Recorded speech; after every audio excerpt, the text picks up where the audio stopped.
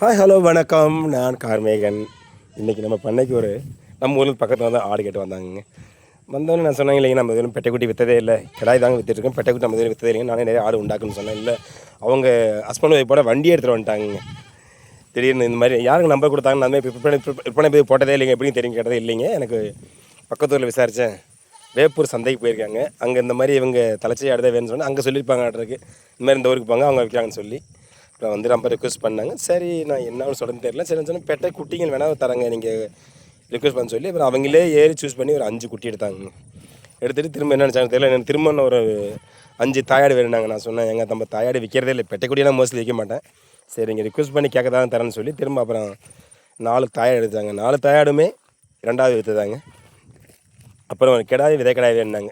சரி right okay, அதுவும் ஒரு விதை கிடாய் வேணும்னு சொல்லி அது ஒரு கிடாய் எடுத்தாச்சுங்க. இப்போ தான் பல்லு பட இன்னும் பல்ல 10-15 மாதம் தாங்க ஆகுது, இன்னும் 2 மாதம் பல்லு பட்டுரும். அதையும் மொத்தம் அவங்க 10 ஆடுன்னு எடுத்துட்டாங்க.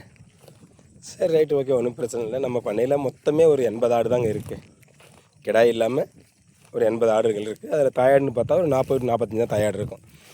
அப்புறம் இன்றைக்கி அதில் 10 எடுத்துகிட்டு போயிட்டாங்க. நம்ம இது வரலையும் இந்த பண்ணையில் விற்பனை பதின்னு போட்டதே இல்லை, ஒன்லி நம்ம கிடாய் மட்டும் தான் விற்றுருக்கோம். இது வரலையும் இவ்வளோ நாளாக கிட்டத்தட்ட 6 வருஷமாகவே அதில் வர கிடாய்கள் மட்டும் தாங்க வைப்போம். அதில் ஏதாவது 1-2 இப்போ பெட்டையாடுகள் சரி, இப்போ பிறக்கிற பெட்டைகள் எல்லாமே சரியாக இல்லைங்க. அதில் ஏதாவது இப்போ 50 குட்டி பிறந்ததுன்னா அதில் எப்படி 4-5 இந்த மாதிரி ஏதாவது கொஞ்சம் இஷ்யூவாக இருக்கும், டேமேஜ் இருக்கும் அந்த ஆடில், நம்ம அதை மட்டும் தான் கழிப்போம். மற்றபடி நம்ம தாயாடு வைக்க மாட்டோம். இன்றைக்கி அவங்க ரொம்ப ரிக்வஸ்ட் பண்ணி கேட்டாங்க, வண்டியோட வந்துட்டாங்க, வேறு வழி இல்லாமல் 10 ஆடியே தண்ணி போட்டாங்க. அவங்க சொல்கிறாங்க, அதுக்கப்புறம் நானும் இந்த மாதிரி பண்ணை வைக்க போகிறேன். நான் சொன்னேன், உடனே நீங்கள் அவசரப்பட்டு இது ஷெட்டுக்கிட்டு போட்டு பணத்தை வேஸ்ட் பண்ணாதீங்க, முதல்ல ஒரு ட்ரே அடித்து கீழே வளர்த்து கற்றுக்குங்க.